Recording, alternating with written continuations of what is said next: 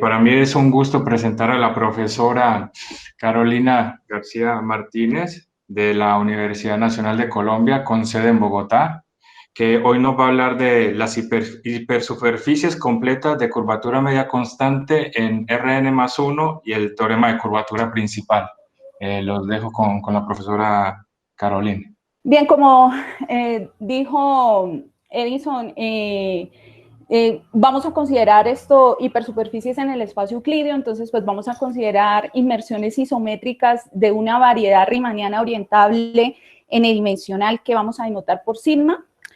La inmersión la estoy llamando psi. Vamos a denotar por A la segunda forma fundamental de dicha hipersuperficie.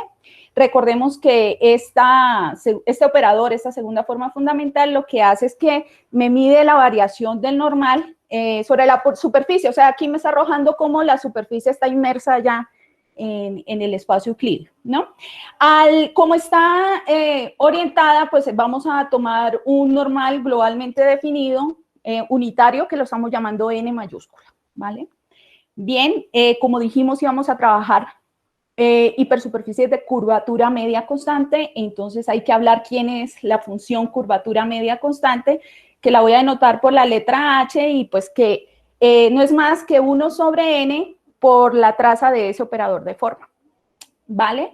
Es decir, recordemos que ese operador de forma siempre es diagonalizable aquí en las hipersuperficies del espacio euclídeo, entonces realmente esto es 1 sobre n por la suma de los valores propios de la matriz asociada a este operador. Vale. Para nuestros objetivos, digamos, por lo menos los míos, nos dimos cuenta que era más útil trabajar con un operador que se llama el operador sin traza, que se define como el operador de forma menos h veces, o sea, la función curvatura media por la identidad. Entonces, ¿por qué se llama sin traza? Porque cuando calculamos la traza de este operador, precisamente nos da 0, ¿vale? Y además, esto nos permite caracterizar cuando tenemos la igualdad que sigma es una hipersuperficie totalmente umbilical. Recordemos que los puntos umbilicales son precisamente donde el operador de forma es un múltiplo del operador identidad, que sería este el caso.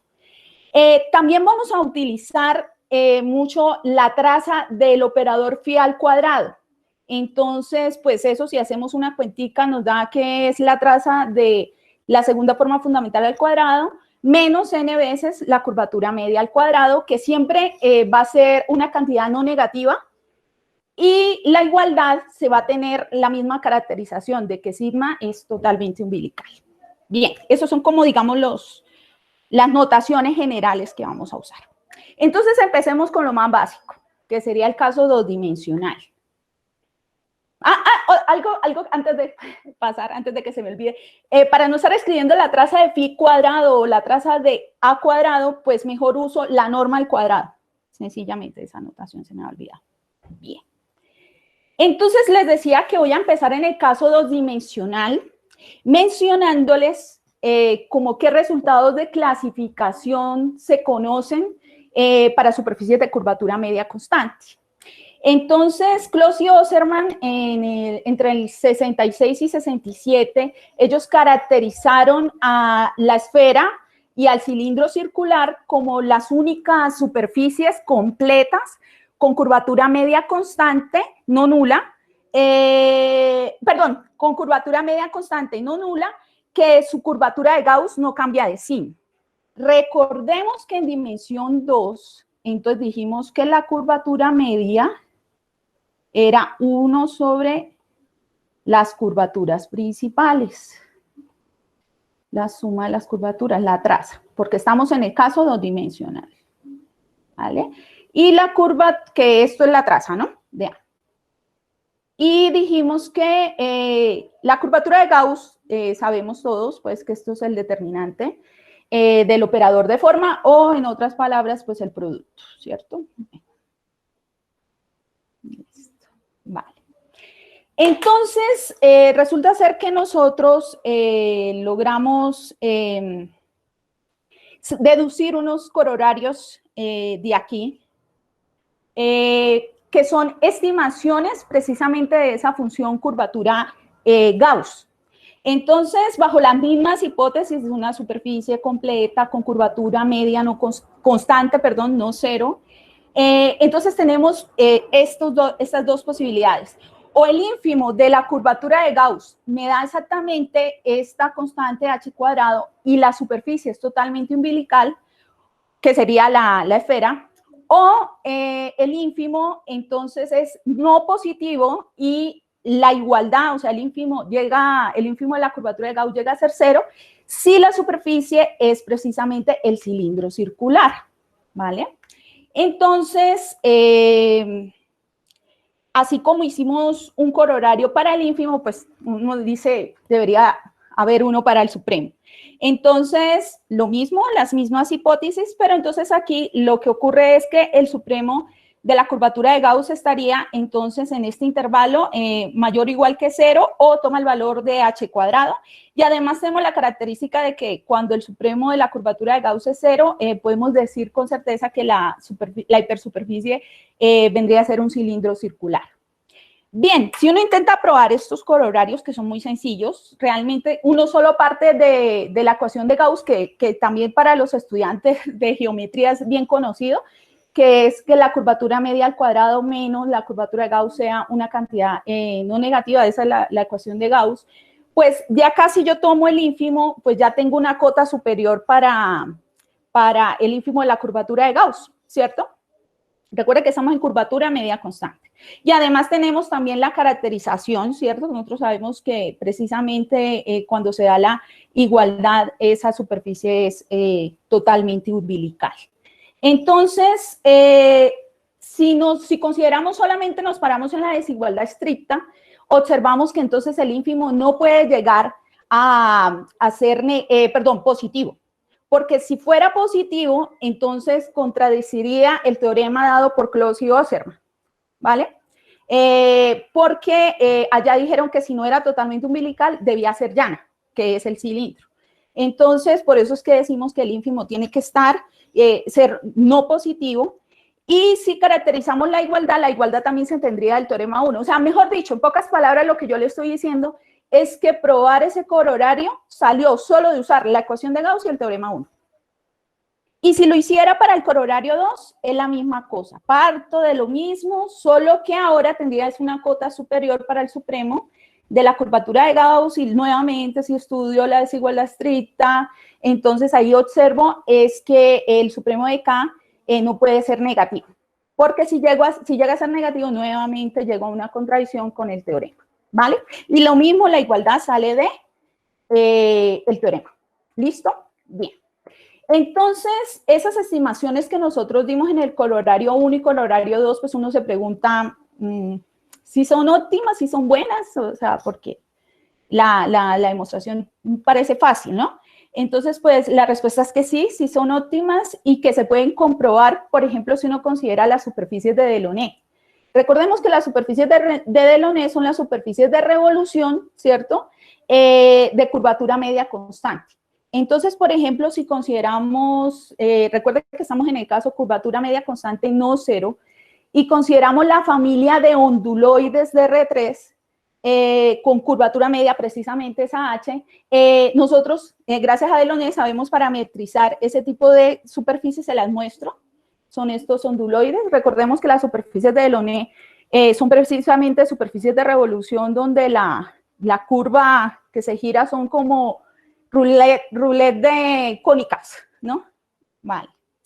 Entonces, gracias a esta parametrización, yo logro pues encontrar la primera forma fundamental y como nosotros sabemos que la curvatura de Gauss es una cantidad intrínseca, entonces que depende realmente solo de los elementos de la primera forma fundamental, logro calcular esta curvatura de Gauss e incluso logro calcularle el ínfimo, que es esta expresión en términos del parámetro B, que es negativa, perdón. Entonces, dado un épsilon positivo, yo siempre voy a poder encontrar un parámetro B que está entre 0 y 1, de manera que el ínfimo me va a dar una cantidad pequeñita menor que 0, menor que 0. es decir, se me está cumpliendo. Recordemos que el corolario 1 resumido en esa recta, lo que me dice es que el ínfimo debe estar en la parte verde, y eso es lo que está ocurriendo precisamente con este ejemplo. Para el ínfimo y para el sub, el mismo ejemplo me sirve.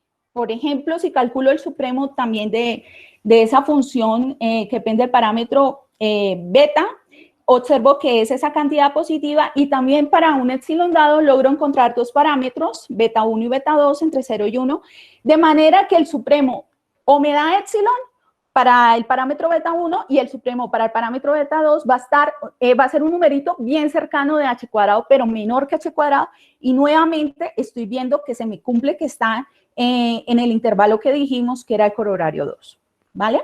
Bueno, entonces como es interesante este resultado en dimensión 2 porque se cumple, porque veo que de verdad es óptima, que se alcanza, que se puede visualizar hasta con un ejemplo, pues nosotros, junto con el profesor Luis Alías, ahí se los recuerdo, que es en las Cascadas de Córdoba, además esa foto. Queríamos generalizar ese corolario, entonces, pero queríamos generalizarlo para dimensión no igual a 2, sino n mayor o igual que 3, o sea, para las hipersuperficies.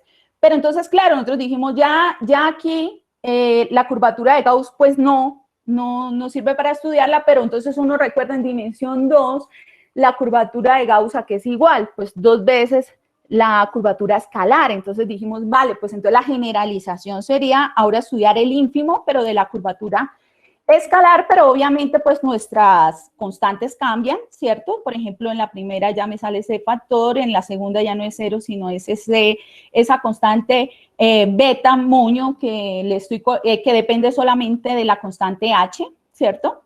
Y además, la igualdad, voy a tener que pedir que el ínfimo se alcance en algún punto, pero nuevamente podría caracterizarla diciendo que sigma es un cilindro circular de esa forma. Entonces, esto es lo que queríamos nosotros probar, pero nos dimos cuenta en el camino que era más fácil, en vez de trabajar este teorema con la curvatura escalar, incluso era más sencillo si trabajábamos con el operador sin traza. Permítanme aquí. ¿Por qué? Porque es que cuando uno calcula el tensor de curvatura y luego calcula el Ricci y luego calcula la curvatura escalar, que es una contracción del Ricci, entonces uno observa esta relación, que la curvatura escalar y el operador sin traza, la traza del operador sin traza al cuadrado, tienen esta relación. Entonces, estudiarle el ínfimo a la curvatura escalar sería equivalente a estudiarle el supremo a esa traza de phi cuadrado. Entonces, reescribiendo nuestro teorema, cambiando el ínfimo por el supremo, dijimos, nos quedaba que realmente lo que queremos probar es que el supremo de la norma de phi, ahora esto es la norma de phi, tiene que estar en esta región roja que les aparece allí en la recta, y además, si vale 0 sería totalmente umbilical, y si alcanza el valor de alfa de h, entonces sería el cilindro circular, ¿vale? Bien, entonces ya, digamos, viendo que esa era la forma más fácil, ¿en qué se basa nuestra, en qué se basa nuestra demostración? Realmente nuestra demostración se basa en el principio del máximo, pero para el operador laplaciano, que es algo que nosotros conocemos mucho. O sea, por ejemplo, nosotros sabemos que cuando tenemos una variedad compacta sin frontera, para cualquier función diferenciable, esta alcanza su máximo si la norma del gradiente va para 0, que se parece mucho a esta propiedad, y que el laplaciano, ¿cierto? Es no positivo, ¿cierto? Entonces, resulta ser pues que Omori y Yau se preguntaron, ¿será que yo puedo, eso que lo tengo para variedades compactas se puede tener para completas? Pues ellos se dieron cuenta que no, que así generalizarla completamente no se podía, que teníamos que pedir ciertas restricciones. Por ejemplo, Mori llegó y dijo, no, se toca pedir que la curvatura seccional esté acotada, Yau pidió una cota sobre la curvatura de Ricci, aunque realmente no depende de las cotas de la curvatura, eso luego lo prueba Pigo, Larrigo, Lisetti en el 2005, prueban que realmente basta con considerar una función que cumpla ciertas propiedades para poder garantizar que existe el principio de Moore-Yao. Entonces, pues, permítanme, les cuento qué quiere decir este principio de Moore-Yao. Se dice que se verifica sobre una variedad riemanniana sigma si yo tengo una función diferenciable con supremo finito, existe una sucesión que se comporta como una sucesión maximizante, que eso es lo que me quiere decir esta expresión. Pero si no quieren una sucesión maximizante, pues yo debería también tener su análogo que sería aquí.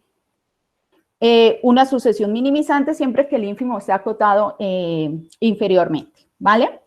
Entonces, nuestros resultados, realmente analizándolos, nos dimos cuenta que la propiedad 2 era como obsoleta, que no la necesitábamos. Entonces, nosotros dijimos, pues, realmente no necesitamos el principio de Moore-Yao fuerte, sino como un principio débil, porque la propiedad 2 en nuestra prueba no fue necesaria, y eso ocurre en muchas pruebas de geometría, que realmente el principio de Moore-Yao fuerte no es necesario, sino solamente el débil. Y entonces, nosotros hicimos realmente nuestros resultados para variedades que cumplieran el principio débil, pero es obvio que si cumple el principio fuerte, cumple el principio débil, eso es obvio. Nosotros incluso ya hablamos en nuestro artículo de, porque es que el principio débil lo verifican unas variedades que cumplen una completitud diferente a la completez que nosotros conocemos, sino una completitud estocástica, pero como dije que esta charla me iba a centrar en completas de la completitud clásica, entonces pues no voy a hablar de eso, pero que sepan que en ese artículo pues hay cosas más generales. Incluso las cuentas están hechas para cualquier espacio-forma o forma espacial, como lo llamen, pero dijimos que además nos íbamos a centrar solo en el caso euclidio, ¿no? Entonces les cuento así rápidamente cómo nosotros probamos los resultados. Pues nosotros usamos la fórmula de Simons, que es una fórmula que relaciona el laplaciano y precisamente la norma del gradiente, y le hicimos sobre precisamente la función esa traza de phi cuadrado. Y pues, ¿cuál es la idea? La idea es tratar de aplicarle el principio de Moore-Yao a esa función. Y entonces, como este término era como feo y complicado, pues mirando unos artículos de Allen, Carr y Carmo, nos dimos cuenta que podíamos usar este lema de Okumura que me permitía calcular ese término que es la traza de phi al cubo y acotarla por esta expresión que ya es más bonita, más manejable. Y como les digo, como yo quiero hacer una cota, entonces esto yo lo puedo ver como una cantidad mayor igual que 0, entonces me deshago de ella y por eso es que no la uso. Nunca tengo la necesidad de realmente acotar esa norma de ese gradiente, por eso es que es el principio débil realmente el que usamos y no el fuerte. Y luego, pues, era eso, aplicar el principio de Moore-Yao y llegamos a esta desigualdad donde, gracias a esta desigualdad es que uno estudia, pues, el comportamiento donde este P que aparece allí es un polinomio cuadrático. Un polinomio cuadrático es el que se estudia en cálculo 1. Se los muestro incluso en nuestro caso particular es este. Se le calcula la raíz como cálculo 1, todo normal, y es un polinomio que depende de la constante h, de la curvatura. Entonces, de aquí, estudiando sencillamente ese polinomio, o sea, haciendo solo cálculo 1, logramos encontrar que sí, que el supremo de la norma de phi es precisamente, como yo quiero que el polinomio sea positivo y al mismo tiempo que el supremo de phi sea mayor que 0, pues entonces tiene que ser mayor que la raíz, mayor o igual que la raíz. Entonces, también estudiamos la igualdad, la caracterizamos, porque regresando nos volvíamos hasta la igualdad del lema de Okumura y luego entonces gracias a resultados conocidos de hipersuperficies isoparamétricas en el espacio euclídeo lográbamos decir si era uno de estos dos cilindros. Qué pena, acá estaba abierto porque eso abierto no va, porque como les decía, yo en el paper original trabajamos fue con otra completitud que era más débil, ¿no? O sea, habían o más débil no, digámoslo, realmente son distintas. O sea, yo puedo tener hipersuperficies, como les decía, estocásticamente completas que no sean completas. Entonces, por eso allá, pues, tenía que colocar abiertos, pero como aquí dije que era completa, aquí sí, con certeza es el cilindro circular, ¿vale? Bien, entonces resulta ser que, pues, nosotros queríamos lo mismo, generalizar, pero ahora el corolario 2, ¿cierto? Pero entonces nos tocó pedir algo adicional, que fue que nuestra hipersuperficie tuviera dos curvaturas principales. Entonces, recordando un trabajo de Otsuki, que me dice que si yo tengo una hipersuperficie con dos curvaturas principales y ellas tienen multiplicidad mayor que 1, entonces las distribuciones del espacio propio son completamente integrables y cada curvatura principal es constante sobre cada una de las hojas integrales de dicha distribución. Entonces, ¿qué ocurre? Si yo pongo como hipótesis que la curvatura media sea constante y que tengo dos curvaturas principales constantes, entonces sigma sería isoparamétrica con dos curvaturas principales de multiplicidades K y N menos K, donde K es un numerito que está entre 1 y N menos 1. Entonces, inmediatamente de los resultados clásicos deducíamos que se trataba de este producto, ¿cierto? Entonces, uno se pone a analizar y dice, pues si este resultado yo ya lo conozco, solo me hace falta estudiar K igual a 1, es decir, que realmente el caso interesante bajo la condición de dos curvaturas principales es estudiar cuando una de ellas es simple, porque el otro lo tenemos gratis gracias al trabajo de Otsuki y a los resultados clásicos. Entonces, nuestro teorema para el supremo de la curvatura escalar sería entonces la misma hipótesis de hipersuperficie, curvatura media constante, pero ahora agregué que tenga dos curvaturas principales, siendo una de ellas simple, porque el otro caso pues ya lo sabemos. Y voy a pedir aquí, nosotros sí tuvimos que utilizar el principio de Morillau fuerte, ¿vale? Y logramos estimar que el supremo debía estar entre esas dos cantidades.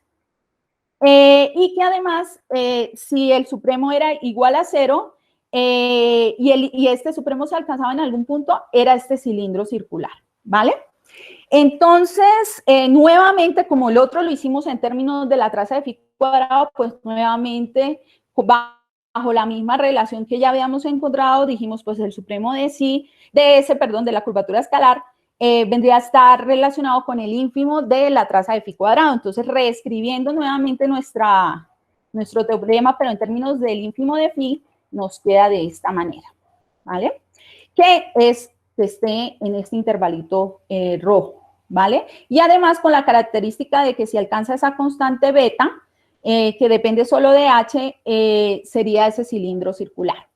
Entonces, aquí también rápidamente les cuento, la idea es la misma, volví y usé la fórmula de Simons, la única diferencia es que aquí yo utilicé esta igualdad que se tiene cuando tengo dos curvaturas principales.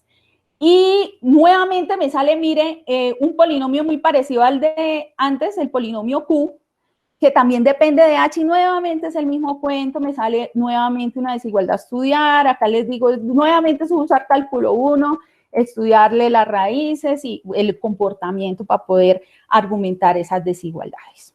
Bien, entonces, pues, luego se nos ocurrió, vale, hemos estudiado hipersuperficies de curvatura media constante y le hemos hallado cotas a la curvatura escalar.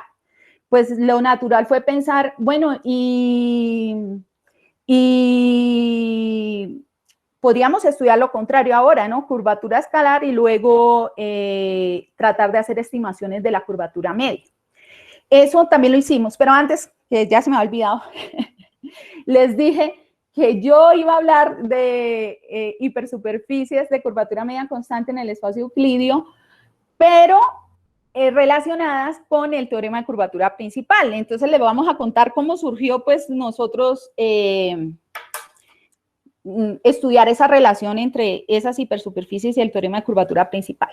Nosotros hemos llegado a ese teoremita que les mostré hace un rato, pero el problema es que la caracterización de la igualdad me pedía, el Supremo, ¿dónde está? Ahí. Me pedía la caracterización de la igualdad, me pedía que ese Supremo se alcanzara. Entonces, pensamos, esto tal vez es pedir bastante, o ¿será que no podemos debilitar por lo menos que la caracterización de la igualdad nos quede mejor? Y entonces nosotros logramos mejorar eso, haciéndolo por un camino completamente diferente, es decir, nosotros utilizando ya no el principio del máximo, sino el teorema de curvatura principal, pues digamos la versión que, el resultado que obtuvo Smith y Javier en este artículo del 87, que es este que les presento acá. Si yo tengo una hipersuperficie completa que no es un hiperplano y considero a gamma como el conjunto de los valores no cero, los valores propios no cero del operador de forma, de manera que gamma sub más serían entonces los valores propios positivos, gamma sub menos serían los valores propios negativos. Tengo lo siguiente. Si gamma más y gamma menos son conjuntos distintos de vacío, entonces es porque el ínfimo de gamma más y el supremo de gamma menos tienen que ser cero. Y si alguno de ellos llega a ser, alguno de esos conjuntos llegara a ser vacío, entonces la adherencia de ese conjunto debía ser conexo, ¿vale? Entonces, utilizando este resultado, nosotros logramos, bajo la misma, mire, la misma desigualdad, que era el supremo de S mayor o igual que 0, la misma hipótesis completa, dos curvaturas principales, una de ellas simple. Entonces, logramos quitar aquí eso de que el supremo se alcance en algún punto. Ya directamente la igualdad se tendría en ese cilindro circular. Entonces, logramos mejorarla. Y lo interesante es que es eso, es una prueba realmente sencilla porque no usa nunca el principio del máximo, ni fórmula de Simon, ni nada. Sencillamente partimos de lo esencial, sean lambda y mu, las dos curvaturas principales. Claro, lambda de multiplicidad n-1 y mu de multiplicidad 1. Calculo que sería la curvatura media. Recuerden que la curvatura media era 1 sobre n por la traza de a. Entonces, por eso me queda esta expresión. ¿Y qué sería esto? Esto era la traza de a cuadrado. Entonces, me quedaría n-1 lambda cuadrado más mu al cuadrado. Y luego, pues calculando la curvatura escalar, recordemos que había una relación entre la curvatura escalar n cuadrado h cuadrado menos, esta formulita también la tenemos. Entonces, echando la cuenta, me sale que la curvatura escalar es esta expresión. Entonces, vamos acá. Sencillamente diciendo, bueno, supongamos que no se cumple lo que nosotros queríamos probar, es decir, supongan, porque lo que nosotros queríamos probar es que el supremo de la curvatura escalar siempre era no negativo. Entonces, supongamos que es negativo, que es un menos tau cuadrado. Entonces, pues, si ese es más pequeño que el supremo, entonces tendríamos que toda esta expresión tendría que ser menor que menos tau al cuadrado, y reordenando esto, ¿qué me salió? Nuevamente yo sigo con mis polinomios. Nuevamente me quedó un polinomio cuadrático, bien bonito, fácil de estudiar las raíces. Tengo dos raíces, estas dos que aparecen acá. Y entonces empiezo a analizar. Vale, yo sabía que lambda, en este caso, entonces tengo dos posibilidades. O lambda es mayor o igual que esta raíz positiva, o lambda es menor que esta raíz negativa.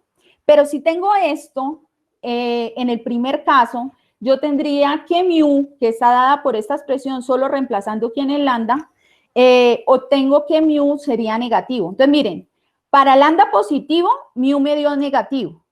Y ahora, si estudio el segundo caso, para lambda negativo, el mu me queda positivo. Entonces, esto quiere decir que estamos en el caso en que gamma más y gamma menos son conjuntos distintos de vacío.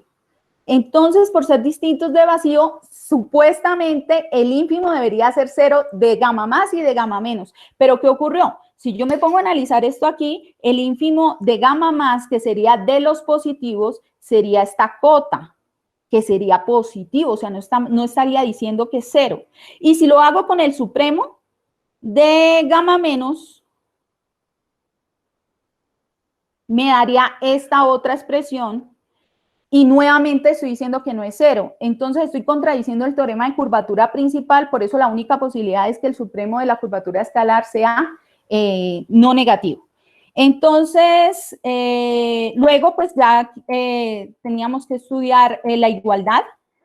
Y para caracterizar la igualdad, como nosotros tenemos que entonces el supremo de S vale 0 y la curvatura media era distinta de 0, pues nos queda realmente es que la curvatura media tiene que ser positiva y por lo tanto, recordemos que si todo esto es menor que 0, pues entonces, como esto claramente es positivo, pues esto tiene que ser menor o igual que 0. Acá me queda que toda esa expresión tiene que ser menor o igual que 0, es decir, que de aquí me salen dos posibilidades, o que lambda es menor o igual que 0, o que lambda es mayor o igual que 2h, pero como estamos en el caso de que h es positivo, pues entonces me quedaría esta de acá.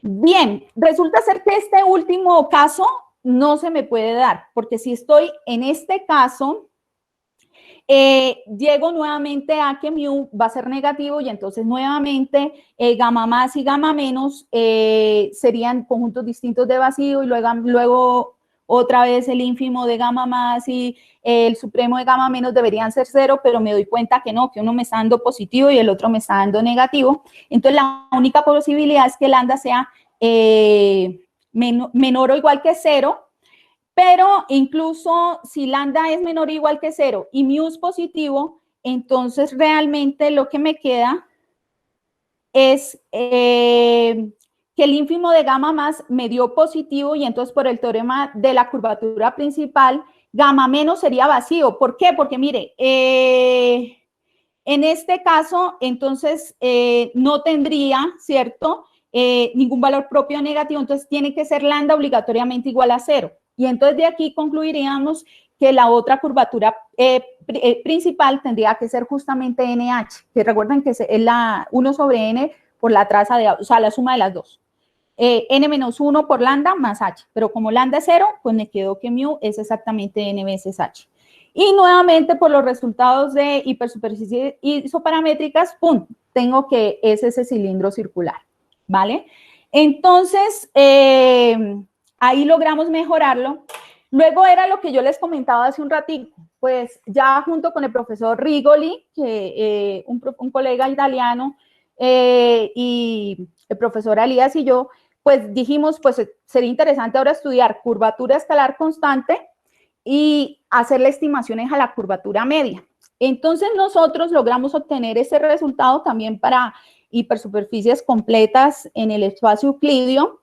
Esta curvatura escalar no es la normalizada, ¿no? Es la curvatura escalar normalita y logramos obtener esto. Pero para nosotros obtener este resultado, nos tocó, luego nuevamente reescribí en términos de la norma de phi cuadrado, pues para que todo me quedara como homogéneo.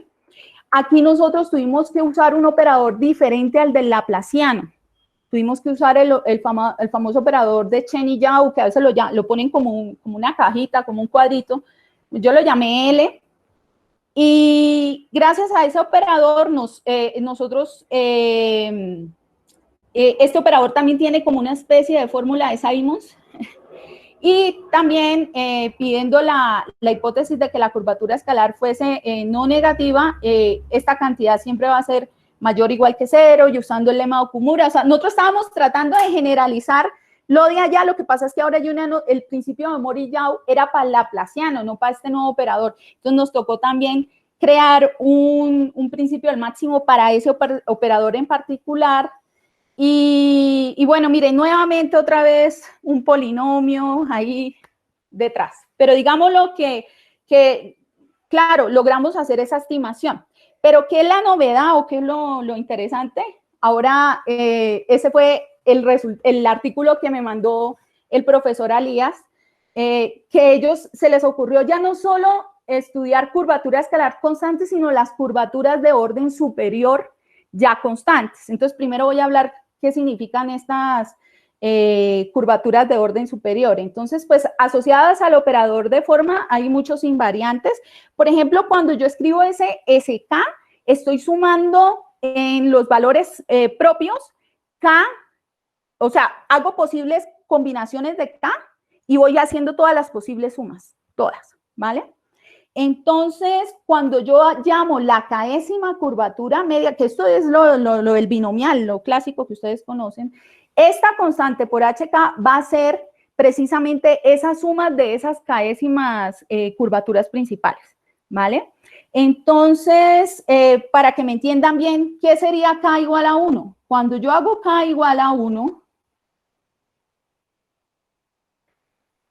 esto es sume de a una, pues me quedó la traza, ¿sí o no?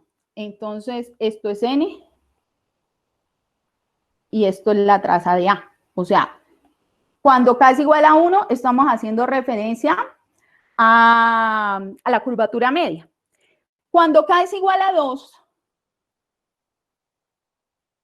perdón, aquí. Cuando K es igual a 2, entonces sería esto, H sub 2, y estoy haciendo todas las posibles sumas, pero de a 2, K sub I 1 por K sub I 2. Las asocio de 2 en 2 y voy haciendo todas las posibles combinaciones. Resulta ser que este término, gracias a esta relación que ya habíamos hablado hace un ratico, encontramos que la curvatura escalar viene a ser un múltiplo de H sub 2. O sea, que H sub 2, salvo un factor, es casi la curvatura escalar. Entonces, cuando usted dice que va a estudiar las késimas curvaturas medias constantes, estamos como resumiendo, K igual a 1 sería curvatura media constante y K igual a 2 vendría a ser curvatura escalar constante.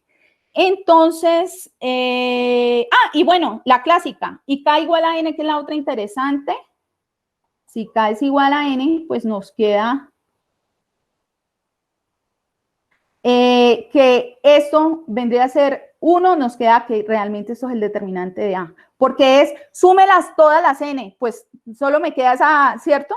Solo me queda esta y esto ya vendría a ser el determinante, ¿cierto? Bien, entonces es la suma de los productos, no sé si, a veces yo creo que digo las cosas, ¿no?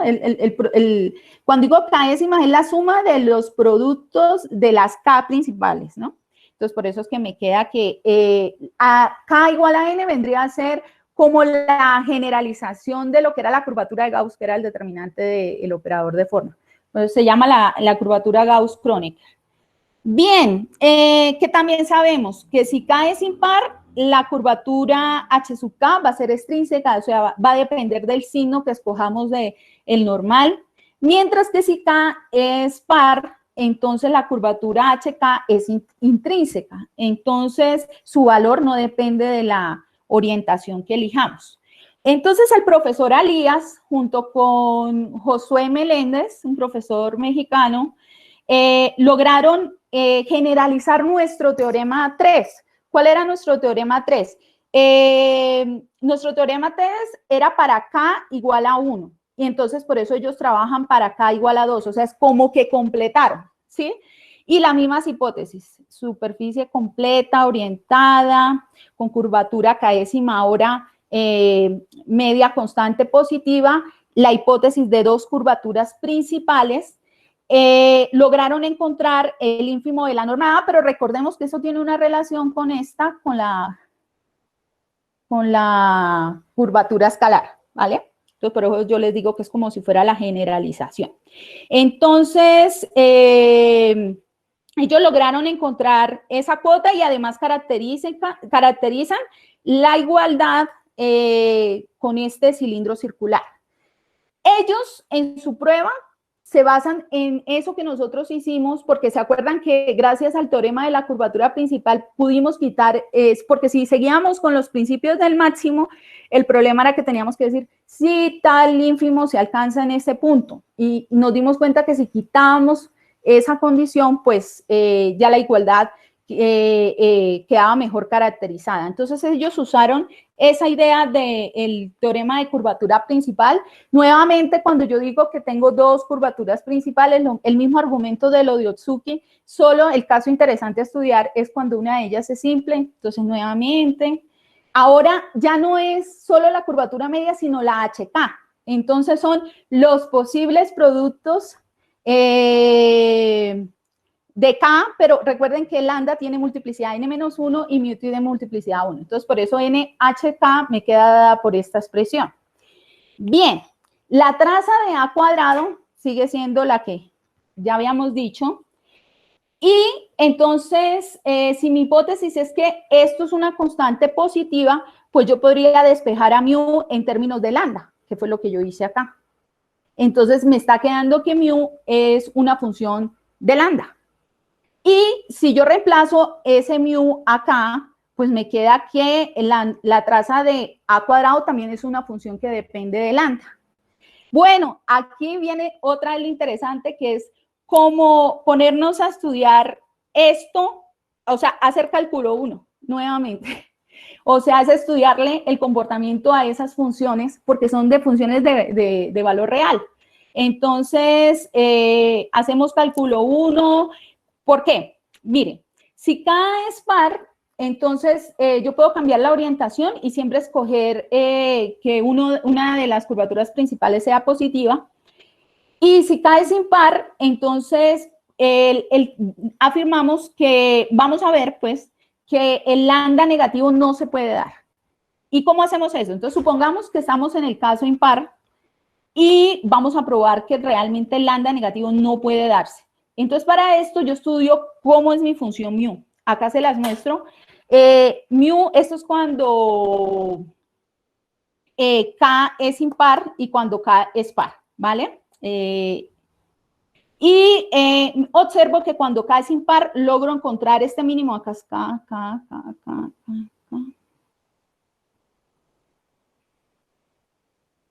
¿Listo? Y entonces, este numerito es el mínimo, y el mínimo como se encuentra en cálculo 1, eso no tiene ningún misterio.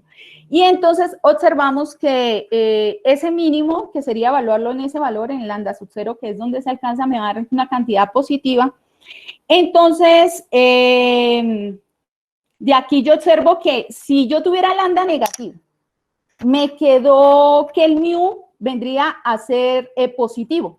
Entonces estaría diciendo que gamma más y gamma menos son ambos distintos de vacío. Entonces, por el teorema de la curvatura principal, el ínfimo de gamma más y el supremo de gamma menos debería ser 0. Pero aquí yo observo que el ínfimo de gamma más es positivo. ¿Por qué? Porque como dijimos que el mu era positivo y el mu es acotado precisamente por esta, entonces este valor ya me está garantizando que eso es una cantidad positiva, entonces contradice el teorema de la curvatura principal, por eso en este caso no se puede dar el de lambda negativo, entonces tiene que ser lambda positivo. Bien. Entonces, ahora viene a estudiar el comportamiento de la otra función. Entonces, nuevamente se calcula, se encuentra que es el mínimo se alcanza para lambda positivo en esta cantidad se alcanza y este sería el mínimo. Y nuevamente jugando con estas condiciones, recordemos que si yo quiero estudiar esta ecuación, miren, yo sé más o menos cómo es el comportamiento de esta, le voy a mostrar. Uno puede, porque es una función de variable real, entonces la norma de A cuadrado es esto y yo quiero saber cuándo es esta cantidad. Entonces yo observo que hay dos posibilidades. Esa ecuación tiene dos raíces, lambda 1 y lambda 2, ambas positivas. Y además, observo que si yo calculo, esa lambda 2 la conocemos explícitamente, es esta constante, NHK, N menos K todo a la 1 sobre K. Lo calculamos en la página anterior. No, creo que no lo coloqué, creo que al final lo quité. Bien, pero si uno evalúa eso en mu, le da que mu de lambda 2 vale 0. Entonces aquí uno observa que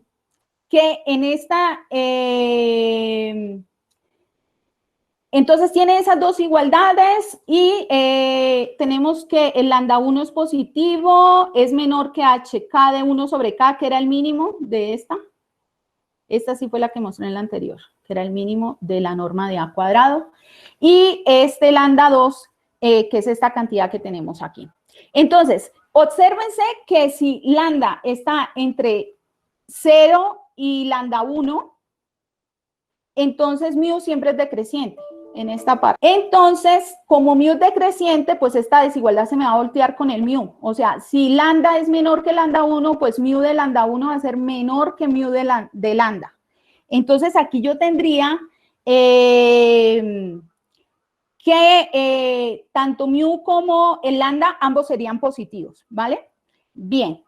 Ahora, voy a suponer que el ínfimo de la norma A no se tiene. Recuerden que yo quiero probar esto con menor o igual. Entonces voy a suponer que se tiene lo contrario, que es mayor y llegar a una contradicción. Entonces yo arranco de aquí y me doy cuenta que si yo quiero, otra vez coloco acá, si yo quiero que el ínfimo de la norma de A cuadrado sea mayor que esa cantidad que era justamente un múltiplo de lambda 2, tengo dos posibilidades. O sea, si yo quiero eso, tiene que estar o por aquí o por aquí. Entonces, lambda está entre 0 y lambda 1 o lambda es estrictamente mayor que lambda 2. Entonces, de aquí observo lo siguiente, que como el lambda me quedó ambos positivos, entonces gamma menos tiene que ser vacío. Pero por el teorema de la curvatura principal, su adherencia debería ser conexa. Pero es que si ustedes miran en gamma, que es donde viven los valores propios, estoy diciendo que hacen un salto, o están allá antes de lambda 1 o están después de lambda 2, es decir, yo puedo decir que existe un épsilon tal que ellos viven en la unión de estos intervalos. Pero eso contradice precisamente de que sea conexa, ¿vale? Porque esos conjuntos claramente son disyuntos. Entonces, ese caso no puede ocurrir. Entonces, por eso es que tenemos la desigualdad con menor o igual de esa constante. Y nuevamente, el otro caso, si lambda es mayor que lambda 2, entonces aquí, recuerden que mu es decreciente en ambas. Venga, les recuerdo cómo es mu acá. Es decreciente, después de lambda positivo es decreciente las dos. Entonces, para ambos casos, espérenme que me perdí acá. Sí, acá. Entonces, tendríamos que mu de lambda, la desigualdad se invierte, es menor que mu de lambda 2, es decir, que mu de lambda sería ahora negativo. Entonces, tengo uno positivo, tengo uno negativo, estoy diciendo que ambos conjuntos son distintos de vacío y por lo tanto el ínfimo de gamma más vendría a ser positivo y eso contradice nuevamente el teorema de curvatura principal, por eso ese segundo caso no ocurre, ¿vale? Bien. Ellos también caracterizan la igualdad, nuevamente jugando siempre con estudiarles el signo a estos valores propios y argumentar con el teorema de la curvatura principal. Mire, ellos nunca utilizan ningún principio del máximo. Entonces, por eso es que la igualdad les queda sin pedirles que tal ínfimo se alcance. Bien, creo que me he demorado. Quería mostrarles también que entonces ellos ahí completaron, la mejor estimación fue la que nosotros hicimos para K igual a 1 y ellos la completaron de 2 a n, ¿cierto? Y ahora ellos también encontraron otro resultado para acá esto era S es igual a n cuadrado h cuadrado menos la norma de A cuadrado. Entonces, como el de ahorita era el ínfimo de la norma de A cuadrado, eso era el supremo de S, y este que es el supremo de la norma de A cuadrado vendría a ser el ínfimo de la curvatura escalar, ¿vale? Entonces, ellos aquí sí generalizan nuestro teorema 2 y el teorema 5, que les recuerdo que ese otro teorema era el de la curvatura escalar constante, es decir, que ellos acá, a diferencia del anterior, que no podían tomar K igual a 1, ellos sí están incluyendo nuestro resultado acá, porque con K igual a 1 es el resultado que nosotros tenemos de curvatura media, suponer que curvatura media constante. Claro, en el caso de completas, lo que pasa es que nosotros lo hicimos también para algo que era una completitud diferente, ¿no? Como yo les decía.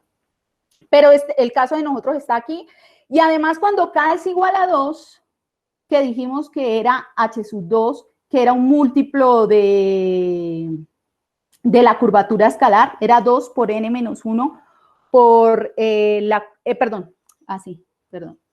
dos veces la curvatura escalar, 2 veces h sub 2 era la curvatura escalar.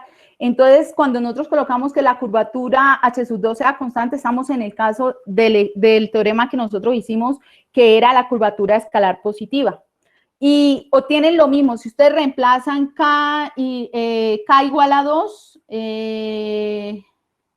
y echan la cuenta, es la misma que nos dio a nosotros la norma de A al cuadrado, aquí n menos 1, acá nh sub 2, n menos 2, y acá le queda 2 sobre 2, 1, y reemplazando esto, recuerden que esto era S.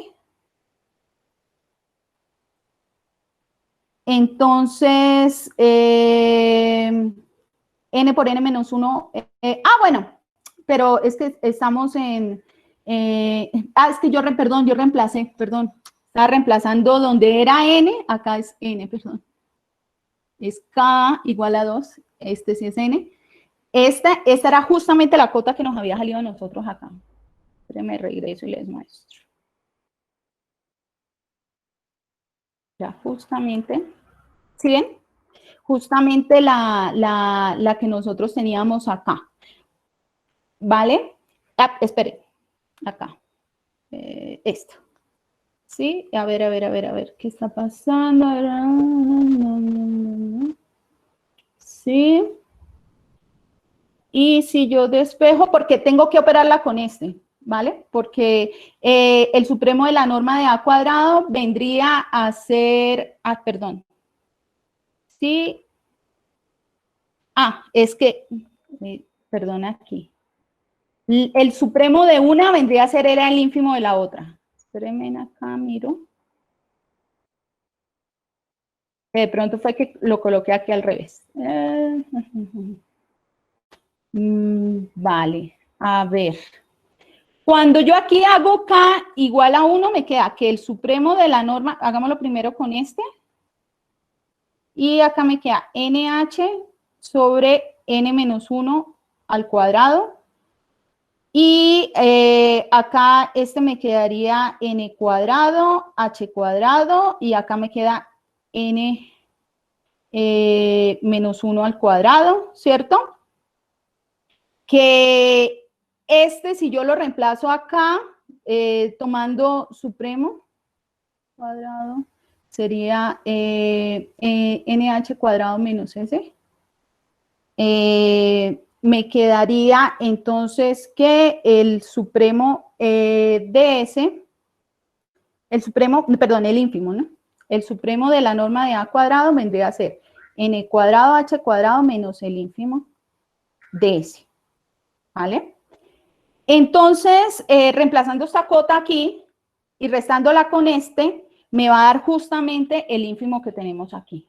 Claro, con la diferencia de que aquí nosotros para el ínfimo no habíamos pedido que la curvatura, que es esta de acá, no habíamos pedido que tuviera dos curvaturas principales, ¿no? Por eso es una generalización con esa pequeña variación. Y para K igual a 2, entonces el ínfimo de la norma de A cuadrado, el ínfimo era el supremo de la otra, entonces esta acá, esta fue la del ínfimo, es la del supremo de K. Vendría a ser lo del supremo de K cuando ustedes reemplazan y hacen esta resta de la curvatura escalar, obtenemos una generalización de nuestro resultado. Entonces, ¿qué es también interesante de los resultados que vimos acá? Además de que generalizaron muchos de los nuestros, lo interesante es que ellos logran realmente hasta encontrar una generalización del teorema original, del teorema 1 de Close y Osserman, que me decía, recordemos que ese teorema 1 me decía, si usted tiene una superficie, para ellos era superficie completa en el espacio euclidio y su curvatura media era constante, no cero. Claro, él no tenía esta hipótesis, pero que la novedad es agregar dos curvaturas principales, siendo una de ellas simple, pero lo que sí ellos decían era que si la curvatura de Gauss no cambiaba de signo, entonces o era totalmente umbilical o era el cilindro. Entonces, ellos logran encontrar como una especie de generalización con esta hipótesis adicional. Y suponiendo ahora que para K igual a N, o sea, que si H sub N vale, no cambia de signo, perdón, H sub N no cambia de signo, entonces tiene que ser la curvatura de Gauss 0 y ser un cilindro circular, ¿vale? Y las cuentas es jugar con el teorema este de curvatura principal y acá recordemos que si estamos en este caso, nuevamente lambda una curvatura principal de multiplicidad n-1 y el otro de multiplicidad 1, entonces me queda que la curvatura de Gauss está dada por esta expresión y nuevamente jugando con el teorema de la curvatura principal logran encontrar esta especie de generalización del teorema principal del que arrancamos. Bien, quería terminar por hablarles un poco de qué problemas quedarían como abiertos o qué cosas sería interesante estudiar. Bueno, sería interesante estudiar la validez de los teoremas que nosotros dimos para el caso de hipersuperficies, pero donde no se pida que solo tenga dos curvaturas principales, sino que sea un número arbitrario de curvaturas principales distintas, ¿vale? Otra cosa interesante que sería estudiar nuestros resultados principales sin la hipótesis de completitud. O sea, estudiar como un resultado más local que en vez de global. Entonces, pero si hacemos esto, pues ya sabemos que no podemos utilizar el teorema de curvatura principal porque ahí era requisito que la hipersuperficie fuera completa, ¿no? Valga la aclaración que si se hace por este camino no podemos utilizar el teorema de curvatura principal. Y pues lo otro interesante es estudiar estos teoremas en otros espacios, por ejemplo, las formas espaciales o los espacios forma u otros espacios. Como yo les decía, en los resultados que nosotros obtuvimos, nosotros no solo lo hicimos en el espacio euclidio, nosotros lo hicimos en la esfera y en el espacio hiperbólico también, pero claro, fue usando, como les mostré, el principio de el máximo, ya fuera el débil o fuera el de Omorilla o fuera con otro operador que no fuera el laplaciano, pero sería de pronto interesante estudiar, pero ya como algo que no tuviera que utilizar este principio del máximo, sino de pronto como una especie, o sea, un enfoque completamente alternativo, ¿vale? Bueno, esos eran los problemas y pues esperemos que volvamos a la normalidad. Estos son mis bellos recuerdos de varias veces que me han invitado a Córdoba a participar por allá. Y esperemos que nos volvamos a encontrar para tomarnos un mate por allá. Y pues, si tienen dudas. Le agradecemos, por favor, a la profesora.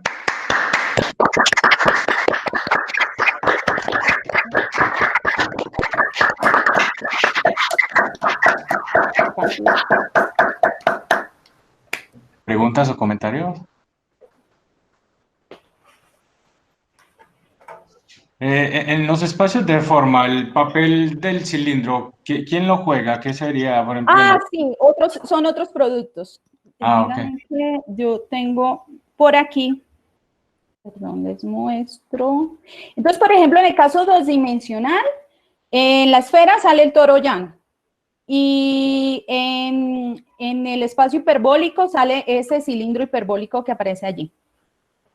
Y en el caso ya de, ese de superficies, ¿no? Y en el caso de hipersuperficies, entonces ahí pues ya nos toca decir un abierto de, porque recuerden que yo trabajé aquí con, no completa, sino con algo más, entonces un abierto en el caso de la esfera del cilindro, el toro de Clifford minimal, o el H toro, y en el caso hiperbólico, ese cilindro hiperbólico que aparece allí. Entonces, aunque para completas, pues solamente sería quitar el open piece por aquí, en completas, creo que lo tengo. Ahí, eso sería. Okay. Eso para las estimaciones del supremo y del ínfimo, ¿no? Sí. Y para los de la curvatura escalar, lo que pasa es que los tuvimos que separar. Cuando hacemos el de curvatura escalar constante, nos toca estudiar el caso de la esfera por un lado, pero sí nos dan estos toros. Y para el caso de curvatura, del caso euclídeo y del caso hiperbólico, me queda el cilindro hiperbólico este que aparece aquí con esos radios. Incluso los especificamos. Okay. Uh-huh. Gracias. El cilindro hiperbólico es ese que tomo una geodésica y fijo todos los círculos que están a distancia constante de la geodésica, ¿será? A ver. ¿Este? Sí, ese es tomo una geodésica en el espacio hiperbólico y serán todos los que están a distancia constante de la geodésica. Bueno, sí, yo lo veía aquí como las funciones, que x1 al cuadrado más x2 al cuadrado hasta, o sea, me daba raíz de 1 más r cuadrado. Espérenme, a ver si lo tengo por acá. Sí, no lo tengo acá, perdón. Es que lo tenía acá. Lo tengo en la otra tesis. Está bien. Vale. Bueno. Sí, bueno. Bueno, muy lindo. Gusto de escucharte, Carolina. Lo mismo, Marcos. Qué alegría. Una preguntita. Cuéntame.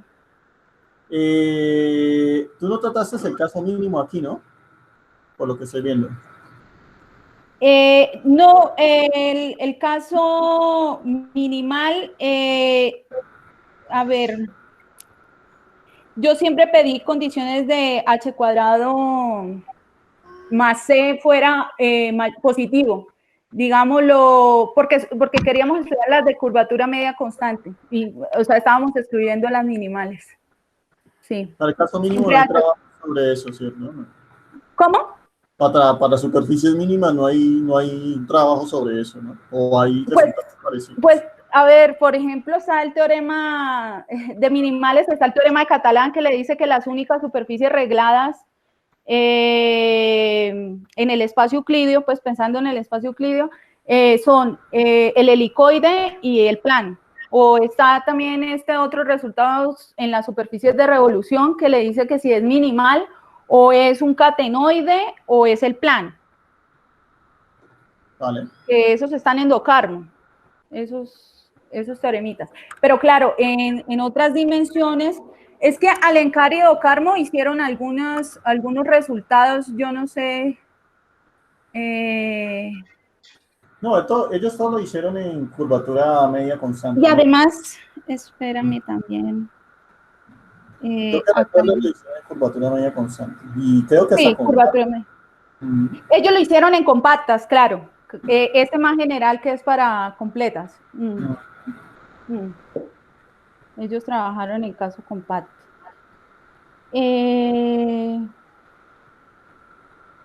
Si nosotros siempre pedimos h cuadrado más c positivo, por ejemplo, hasta en los espacios forma. Pero aquí recordemos también que por acá que no existe. Bueno, esto era porque nosotros trabajamos con estocásticamente completas. Es que con otro tipo de completitud no existían sus variedades minimales y acotadas en el espacio euclídeo que sean estocásticamente completas porque se salían pues de la hipótesis que nosotros teníamos allá, que era más general, pero bueno. Te preguntaba eso porque es que yo veo que con las estimaciones que hace puede llegar, si fuera algo verdadero para minimales o resultados parecidos, no sé si podría llegar a estimaciones de curvatura, tal vez, ¿no?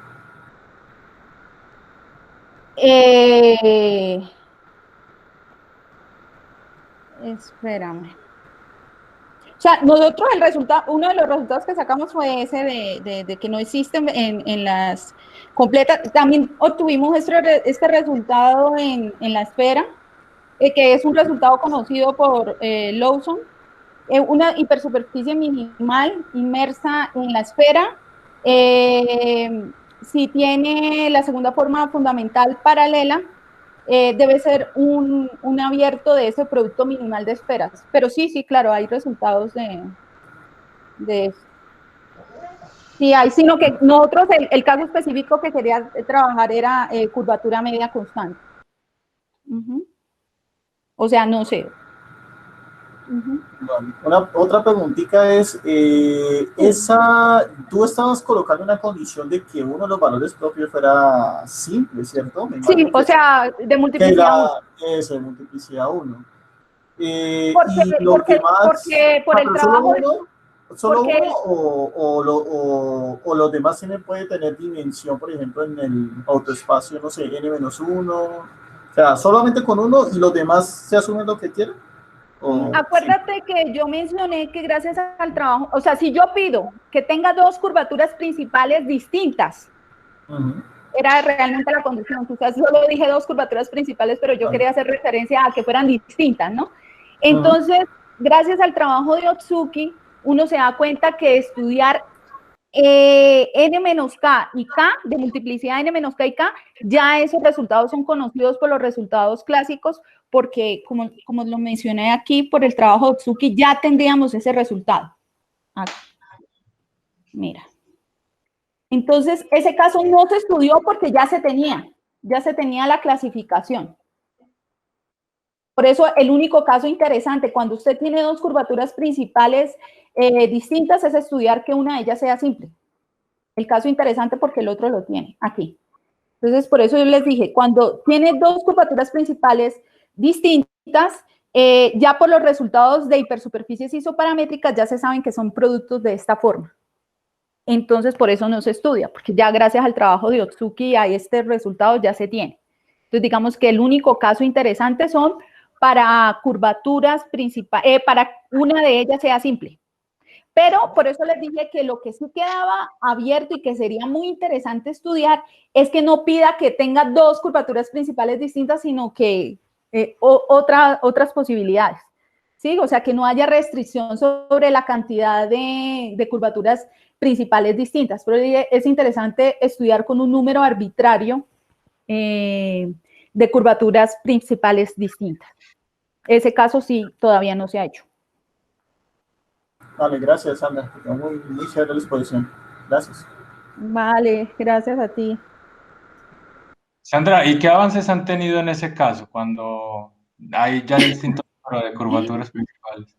Yo no sé si estará Luis en la sala. Les soy honesta, lo que les comentaba. Mis trabajos fueron al inicio, ¿no? Que fueron haciéndolo poco a poco, curvatura media constante, curvatura escalar constante, porque pensábamos que, digamos, que lo más óptimo era trabajar como el principio del máximo o algún tipo del principio del máximo. Pero estos resultados finales yo no estoy incluida ahí, son solo de Meléndez y de Alías. Ellos son los que lograron la generalización, sino que me habían hecho partícipe de que lograron mejorar los resultados y por eso yo no había tenido la oportunidad y que me pareció estupendo esta charla porque fue muy interesante ver cómo una forma en que nosotros solo tuvimos una mejoría en uno de nuestros resultados con ese teorema de curvatura principal, ellos lograron mejorarlos todos con la misma técnica de jugar a que si el conjunto gamma más y gamma menos, si son distintos de vacíos, si hay uno vacío. Entonces, fue muy interesante porque mire que ellos nunca usan ningún principio del máximo. En cambio, nosotros de pronto nos estamos yendo por un camino complicado en el sentido de que nos tocaba para cada operador, o sea, nosotros ya teníamos que hablar de principio del máximo para operadores LK, porque es que ese operador de Chen es el caso K igual a 1 para los operadores LK, ¿sí? Entonces, pero que también se han sacado, Luis se ha especializado en mejorar precisamente en encontrar estos principios del máximo y buscar muchas aplicaciones, pero entonces esto es súper interesante porque no usan ningún principio del máximo y además es súper sencillo de entender porque es hacer cálculo 1. Es estudiar funciones de valor y variables reales, eso, y estudiarle que el mínimo, que el comportamiento, que es decreciente, y es súper bonito, o sea, me pareció muy, muy, muy bonito porque fue sencillo, es sencilla las cuentas. Okay. De pronto aquí por lo que uno va como rápido, pero usted se sienta a hacer las cuentas y son súper bonitas, sencillitas. Ok. ¿Algún otro, un comentario, alguna observación? Hola, si me permitís. Primero, Sandra, recuerdos a Fabián y a ti también. Y segundo, mira, quizá tus resultados se puedan estudiar en los espacios de dimensión 3. Tienen grupo de isometrías de dimensión 4, digamos H2 por R, la esfera por R, NIL de dimensión 3 o las esferas de Berger, ese tipo de espacios. Entonces, sí, vas a necesitar más hipótesis porque el grupo de isometrías es más pequeño. Tú estás trabajando en el Euclidio, que tiene un grupo de isometrías muy grande. Pero pues, probablemente sea interesante. Y hace unos años estudiar superficies en ese tipo de espacios estuvo de moda, digamos. Entonces, probablemente se pueda vender bien. Sí, sí, sí. Y a mí me parece que alguien ya estudió, por ejemplo, los productos. Ay, es que se me olvida, se me escapa el nombre de un profesor brasileño. Ay, se me olvida. No lo recuerdo ahorita, pero él hizo unos productos y también fue súper interesante. Hay que mirar pero tú estás nombrando unos todavía más generales que los que él trabajó. Pero sí, la verdad es que a veces el tiempo es el que hace falta, ¿no? Sí. Pero es muy bonito ver que siempre se encuentra una mejoría. O sea, a mí particularmente me gustó mucho. O sea, ver cómo de una manera tan sencilla se logró hasta mejorar, ¿no? En algunos casos. Porque en el de la curvatura escalar, yo quizás no lo dije, pero en el de la curvatura escalar, que nosotros creamos el principio del máximo para ese operador, tuvimos que pedir el ínfimo,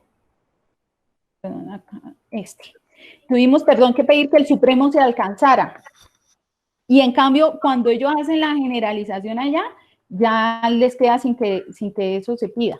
Pero claro, tienen otra restricción que es la de dos curvaturas principales, ¿no? O sea, son unas por otras, ¿no? Sí. Vale, pues muchas gracias. Vale. Gracias a ti, Miguel. ¿Algún otro comentario? Pues si no hay más observación, entonces le agradecemos nuevamente, por favor, a la profesora.